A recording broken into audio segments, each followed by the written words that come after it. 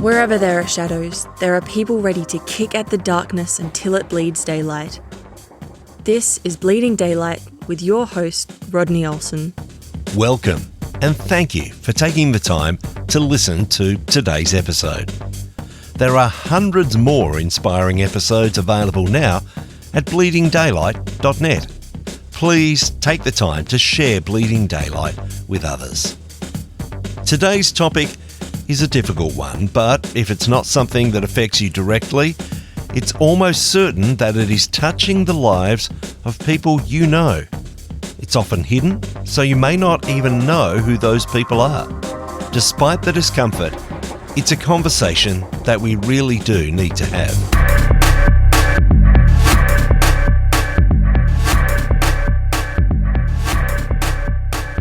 I'm so excited to have Stacey Womack with me today. For over 25 years, Stacey has been pouring her heart into helping survivors of domestic violence through her organisation Abuse Recovery Ministry and Services, or ARMS.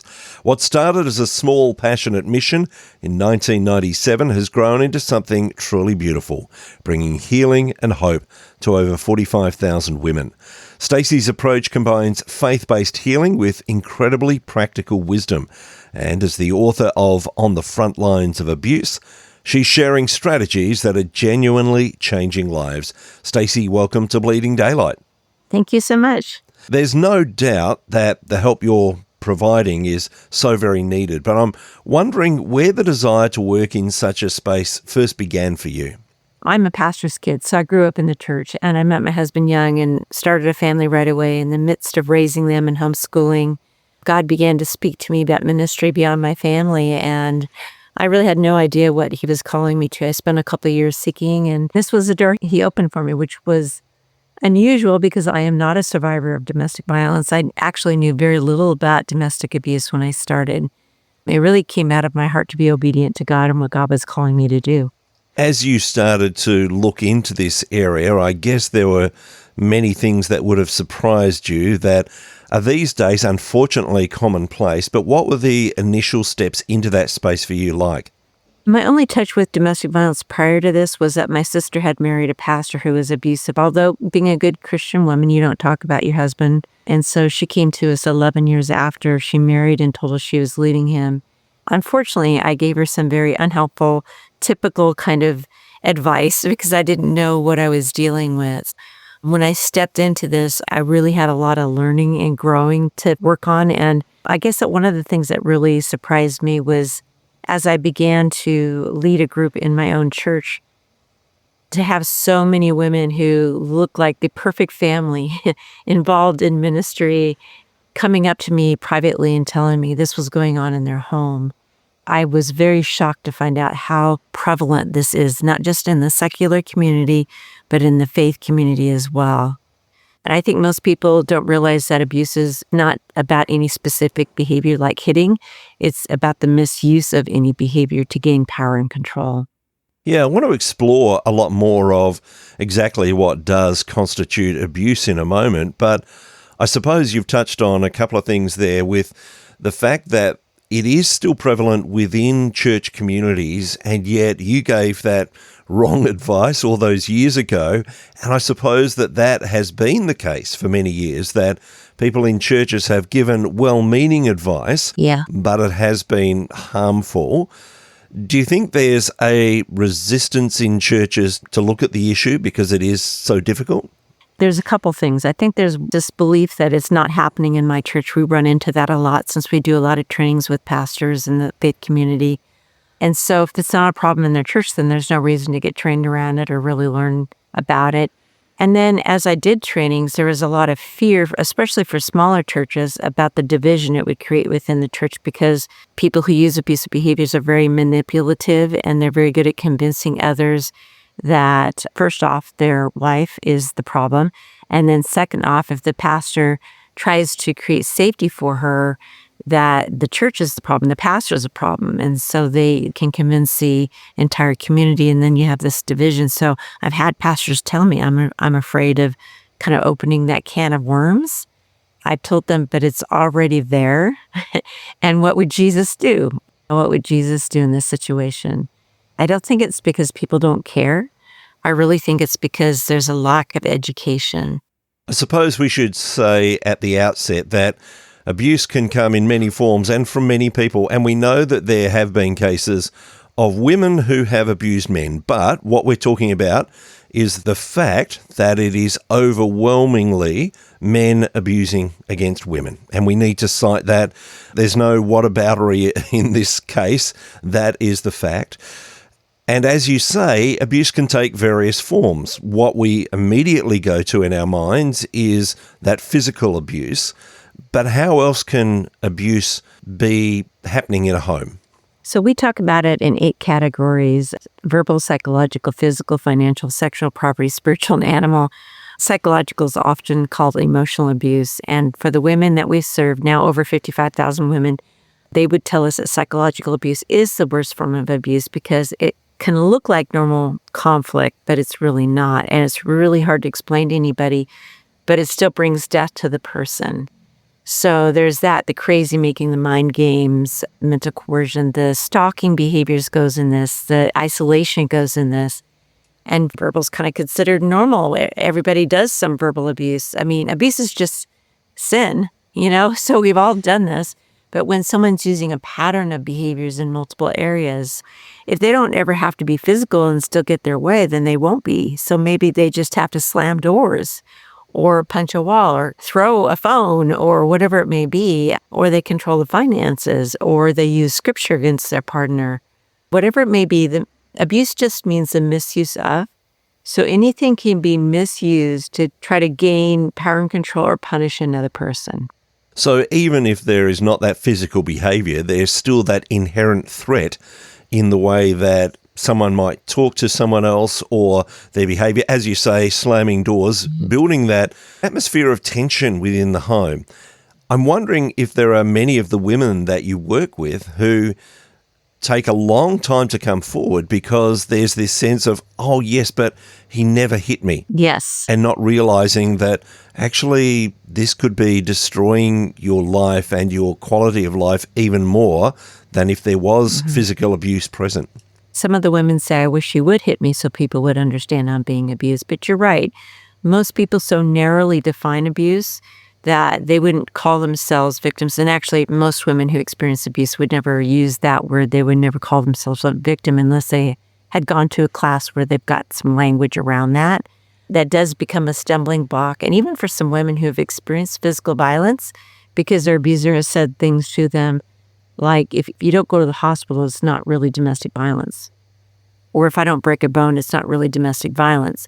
And so she becomes convinced that she's not actually being abused, or they tell her that, all relationships are like this, especially for the men who marry women very young, who have sometimes a big age difference, so they have some ability to control even more so that way. So it's really messy and complicated issue. There's no one quick answer to this. Our Women's Recovery Group is our biggest program that we offer nationally and internationally, but we also work with men and women who use abusive behaviors. So we have groups for them as well. So we kind of work the whole gamut of people, whether they are in the abuse or they're doing the abuse. When you're in a position to start explaining what abuse actually is in a setting, as you say, if a woman has come along to a class and suddenly recognizes herself in that, it must be incredibly difficult for that woman to suddenly admit to herself, I'm in an abusive relationship, after trying to, I guess, deny that for years and everything's okay. There would be a mixture of relief, but also, oh no, now I need to do something about it. What's generally the response you get from women who come to that place of realizing this is not normal?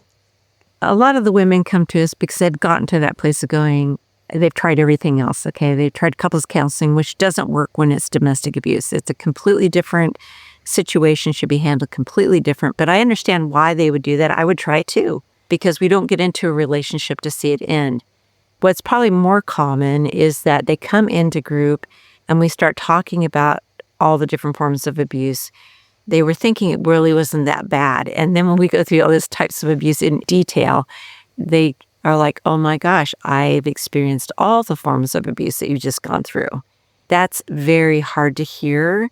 But the groups are set up to be also very encouraging and very safe. So the trauma-informed, before trauma-informed was a word out there, God knew what he was doing when he developed this. It's just a safe place to hear that this isn't their fault, that they have value and it's appropriate to set boundaries. And this is what God thinks about it. And this is what God feels about their experience, and his heart breaks for them.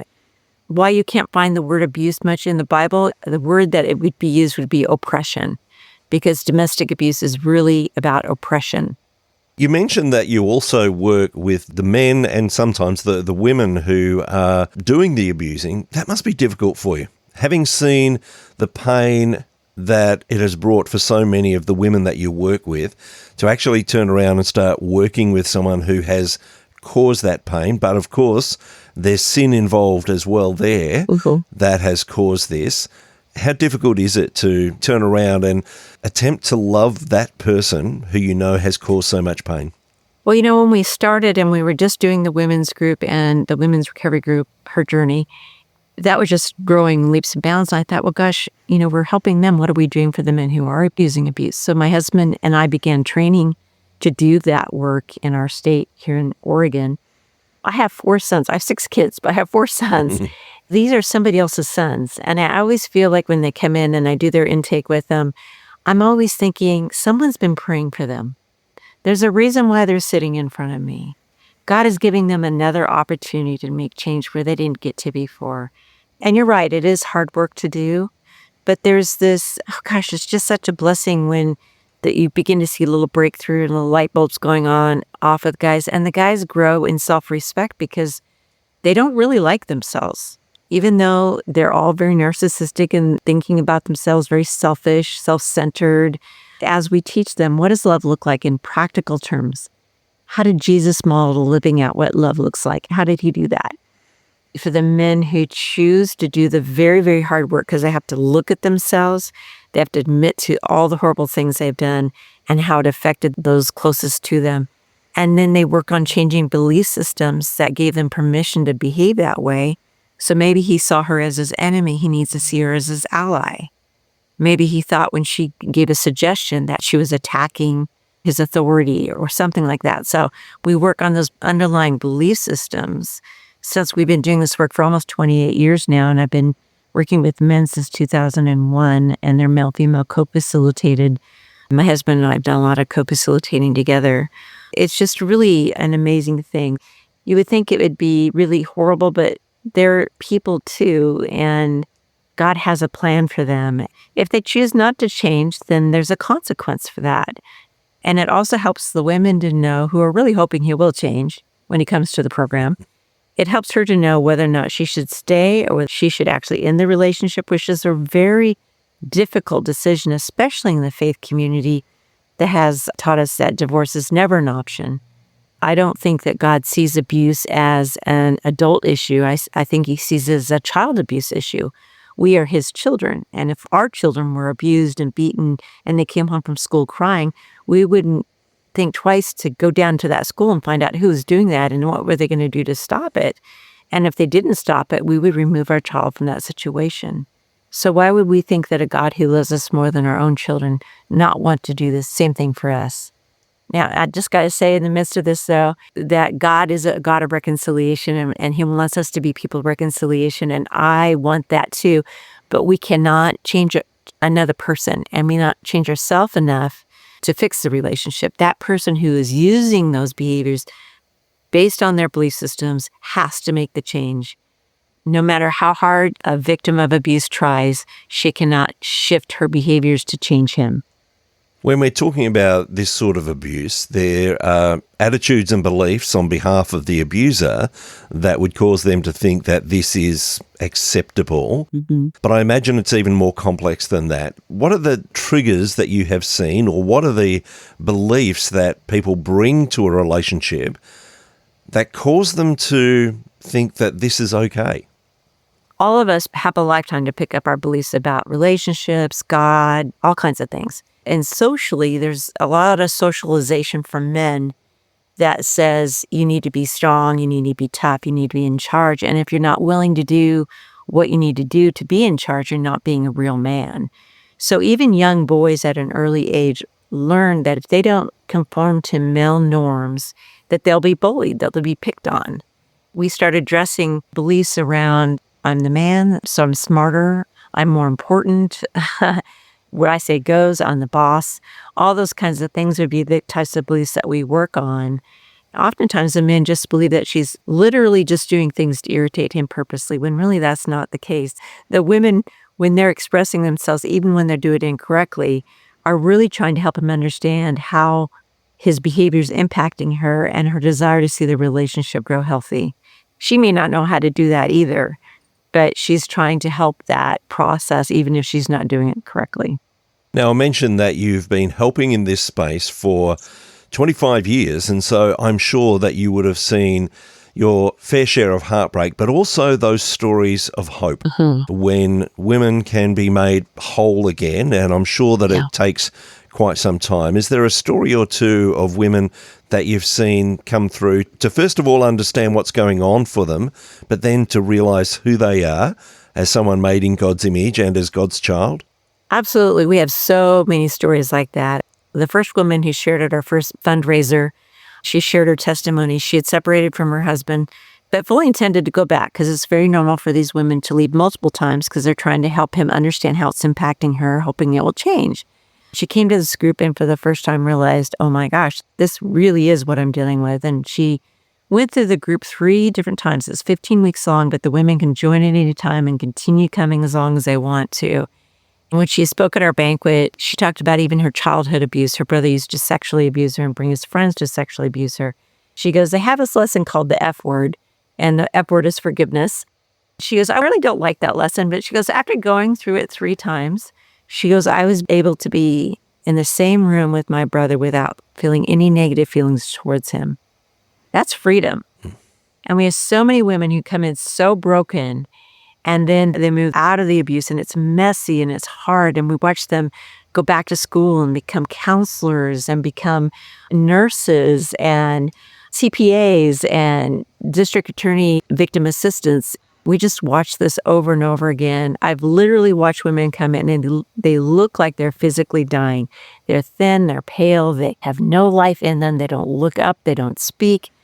And then I've just watched them come back to life, and it's just this most amazing thing. A lot of our leaders are women who were at one time participants of the program, and then years later are in a healthy, stable place and able to go through our training and learn to become a leader for us. We have leaders who've led for decades because we watch these women change right before our very eyes. We do this in pregnancy centers, Union Gospel Rescue missions. I have centers that come to me and they'll say, Stacey, we're 3 weeks into the lessons and the change in the women is so phenomenal. That's why I think that even though it's a tough topic, there's so much hope in the work we do, and we're actually seeing people change, that it keeps us going. And I think that even though working with men and women who use abusive behavior is difficult, for those of us who do that, seeing those ones who do make the changes is what gives us that hope to continue doing this work, because we've had some men do some amazing work and some women do some amazing work who have grown up in abuse and have used it. It's very cyclical. I would say 95% of our men grew up in homes where there was some level of abuse going on. And it seems that there are patterns that need to be broken. We are all familiar hearing of women who have married someone who has been either abusive or maybe caught up in alcoholism. They've left that person and then they've found someone who follows a similar pattern. And you mentioned that lady who first came and realised what she was going through, and there was abuse even in her growing up from her brother. Have you done any work on what it is that causes us as humans to go back to the very thing that hurts us, to the very type of person that is going to abuse us or harm us in the same way? Again, it's like what we know. It feels normal to us. Even though I've had so many men and women say, even though I didn't like it, and I've had a lot of men say, I promised myself I would never do that. And yet it was the only tools that were given to them. So they find themselves using the same tools. It may not look exactly like their father or their mother did when they were growing up, but it's still the same belief systems and patterns and all of that. There's so many reasons why. We all, I think, inherently selfish and want our own way. I think that's something that we all struggle with to some extent, but there is a lot of things that lead to that. And I think that even for our women who get involved with abusive people, they would say, I dated like one healthy guy, but it felt odd. It didn't feel right. So they end up dating men who were like what they grew up with because it felt normal to them. Even though they didn't like it, even though they knew it wasn't okay, they would never know how to put that into words. Why do they keep finding themselves in these situations? We're helping them break that cycle and gain an understanding. And I've even had a woman in our intervention program who she had been horribly abused in her first relationship, violent abuse. And the second relationship, she was dating a healthy guy and she got arrested. And the police had given her multiple times to step away, but she would not. And so she came to us and as she worked on things calmed down in her relationship. And she goes, I'm thinking about breaking up with him. And I'm like, why? And she goes, I don't know. It just kind of feels kind of boring. Because she was used to like creating this like conflict. Then you make up, then you know you're loved. I told her to hang in there, that you got to kind of get over that hump of what felt normal to you before to create a new normal. And she did. And they eventually married and they have a child and are doing well. She almost stepped away from this one healthy man that she had in her life. And I guess that's it. It's breaking those patterns even when it doesn't feel right. Yeah. And the overwhelming message is that change is possible, that there is a way forward. Is that why you wrote On the Front Lines of Abuse, that you're wanting to share this message that change is possible, that there can be a better future? Absolutely. It's really written to the entire community. For people like me, like when I stepped in, didn't know anything about it. I go through the types of abuse and the cycle of abuse in depth. And so it's kind of like one of my trainings. And then I talk to those who are experiencing abuse, what they can do. I talk to those who may be using abuse and what they can do, what the general faith community can do, and then what faith leaders can do to help. Because faith leaders or clergy are the number one place people go for help with this issue, but they've been the least helpful because they're not trained in it. Not because, again, they're not caring people. My hope in this is that it would equip people to better handle this. And it's such a little book. It's an easy book to read. Pastors are like, this is perfect, Stacey. It's not so thick. It's going to take me a long time to read. And I had one pastor say, I had some ideas, but this gave me so many more. I had a woman who I was doing a podcast with who is a survivor of abuse. And she goes, reading your book, it brought a whole new level of healing to me because it just affirmed the experience that she had. I'm wondering, for those who are in a relationship where there might be abuse, and even some of the things that we've said to this point have triggered something for them to think, maybe what I'm experiencing is not normal. What would your first words to them be to find help? Obviously, they could just call us, but we do have a website, abuserecovery.org. And on there, we have like an evaluation of how healthy is your relationship. It's kind of a checklist to see whether or not you're experiencing some things that would be signs of being in an abusive relationship. If it's just one thing, see, we've all done something abusive. We've all said something we shouldn't have said. But if there's multiple things and it's become a pattern in the relationship, that's a real sign, okay, I do need to take some steps forward. For our women's recovery program, we have it virtually and in person. And so if we're not in their area, they can call in and just get the information. They don't have to give us their real name. There's no cost. There's no intake. And they can join immediately. They don't have to wait till week one. This way, we're serving people even more internationally than we had before, because we have actually the program translated into 6 languages. For those who are displaying abusive behaviour, as we say, predominantly men, but for anyone who is abusing someone else and is willing to change, because I guess that's the first thing, to decide I need to start to change or I don't like the person I've become, what would your initial thoughts be for them? Is that still the same thing, to go to that site and to have a look and go through that process? Yeah, or they could call and have a conversation with us. Most of the men come to us because there's an outside influence saying you have to. Very few of our men come because, oh, I have a problem. Actually, they don't believe they're the problem. They believe their partner is the problem. They come because their wives say they need to come. Their wives are at a point of saying, I'm done. Unless you get some help, I'm done. We have men who come through the community corrections and through the Department of Human Services, that type of thing. I would tell these men and women who call and say, hey, I think I'm using some of these behaviors. I would applaud them and say, I'm so proud of you for being courageous enough to come forward and start working on this, because it's going to make a difference. If you're willing to do the work, it's going to make a difference.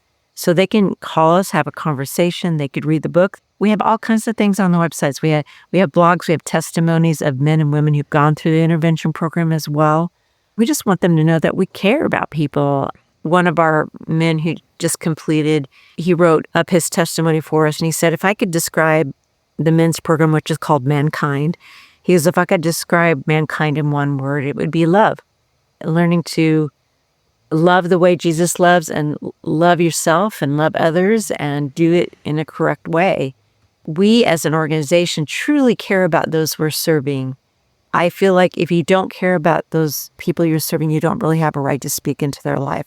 If I was a guy and I came into the program and I just felt like I was a number to you, I would just figure out what to say and not to say and just do that and not gain anything. If you know I care about you, you're more likely to accept the words that I share with you. That's what we want them to know, is that we truly want to see them not just complete, but be successful and sustain the changes that they've made. I suppose one of the more difficult situations to be in for some people is having a friend or a loved one, and they suspect that they are in some form of abusive relationship, whether that is physical abuse, emotional abuse, coercive control, and just not knowing quite what to do. They know that if they try and step in, especially if there is coercive abuse, then the abusive partner is just going to separate that relationship, and there's no opportunity to continue to speak into that person's life. So what do we do? How do we deal with that? Because we want to bring healing, but it is fraught with danger, isn't it? It is, and not just physical danger, emotional danger. You don't want to say anything to the abuser. You want to privately speak to the person, say, hey, what they just did to you, from what I've read about that's abusive behavior. And they may not accept that. They may go, no, you don't understand. And they may even be angry at you for saying it, but you planted a seed. But you just let them know, I'm here for you. I'm here for you when you're ready. If you need help, my door is always open. I have 2 daughters, and both my daughters married men who were abusive, and one was a pastor. Here I am in the midst of doing this work, and this happened. It was very difficult watching them and my grandchildren go through this. They're both out of those relationships now, but a lot of damage has been done in the process. I tell parents, if you want to continue having a relationship, you got to be really careful. Even for her, she's going to defend him to the end because she has to, in order to maintain safety for herself in the relationship. And oftentimes abusers will move them away from their families and even convince her that her family doesn't care about her and do things like that to isolate her from her family. We did everything we could just to try to keep the peace and be a safe landing place if they needed it. I don't think we should downplay the fact that prayer matters and prayer has power, and that God would change this other person too, not just praying for our child who's experiencing abuse, but praying for their partners. Ultimately, the best thing would be is if he could get the help that he needs so that the whole family could heal together. And I suppose that there's an added difficulty for a lot of women in that their husband or their partner may be the one who is bringing home most of the household funds, has the assets such as a house or whatever in their name. And there's this sense of, if I do something about it, if I lose this relationship, I lose my security, I'm out on the street. How do we help someone realize that there is a way forward, even if an abusive partner wants to bring that force upon them? That's what's so great about her journey. And this says her journey, so it doesn't really say what it's about. They can say they're going to a women's Bible study on emotional healing. We can work with these women before they become homeless so that they can begin to safety plan and figure out what is out there. But a lot of women, especially in the beginning stages, they remove all their options. They think there's no way, there's absolutely no way, because there's no way to financially make it. I have nowhere to go. But God has a plan for them. It is messy. We would be lying to anybody if we told them it isn't messy. But going through that initial stages are very messy. We want to help her to see what options she has, look for the resources in the community, help her to find those resources. Sometimes I say, just go and ask. You don't have to do anything, because they don't really want the relationships to end. They just want the abuse to end. Just helping them to be educated, gain that information. In her journey, our leaders are not to give advice or not to tell them to leave or to stay. We're just there to walk alongside them in their journey of discovering what is God calling them to do in their own personal situation. So there's no pressure. It's not even a process-based group. The women don't have to talk at all in the group if they don't want to. But we hit different topics that women who've experienced abuse face. And I imagine someone being abused, if this pattern continues for any length of time, they can start to believe, well, this is my lot. This is all I deserve. This is the sort of person I am. How difficult is it to help them see that, no, God says something different about who you are. God says that you are precious, and we can see that in Scripture. I guess it's easy enough to make that head knowledge, but how do you get that to drop into the heart of someone who has been told again and again you're worthless? That's such a great question, because that's exactly what her journey does. We focus on their value over and over again. And one of the most common things that we hear from women who complete the program is they say, now I don't just know that God loves me and I have value, now I believe it. And when you believe you have value, you make different choices. You start setting boundaries and following through with the consequences of those boundaries. It's very hard to get out of abuse without the support of others. And that's why her journey is such a safe place to go and just be a part of a community, a small community of women who know what you're going through and understand what you're going through and who will pray with you. That's something we do in group too, is we pray for everybody. I think that is such a key. I grew up in the church, and so I always knew that God loved me, I had value, but it took difficult things and God showing me his faithfulness in that for me to move it from head to heart knowledge to where I went from loving God to being in love with God. And a lot of times the hard things are what bring us closer to God when we let him do this. I'm a very efficient person. I like efficiency. So I love the fact that God doesn't waste anything that we go through, no matter how dark it feels, how difficult or impossible it feels. God doesn't waste those times. When we're in the dark, he's there with us. Our whole program is based on Psalms 23. We have 3 parts, which starts with through the valley, past the shadows, and into God's light. And that's what we're walking these women through, is they're in the dark when they come to us. So how do we bring them past those shadows and into God's light so they can learn to live the way God intended them to live life abundantly? No place in the Bible does it say, I've come that you might survive life. It says, I have come that you may have abundant life. That's our hope for the women, is that they'll learn that this is God's plan for them, to take what was bad and use it for good. Stacey, there is a link to your website on the show notes at bleedingdaylight.net so that people can find you easily. They can get a copy of the book On the Front Lines of Abuse as well, and they can be in touch with you through that website. I want to thank you for the work that you're doing. Thank you for the time that you've spent with me today. It's been a great conversation, so thank you for spending time today on Bleeding Daylight. Thank you so much for having me. I really appreciate it. Thank you for listening to Bleeding Daylight.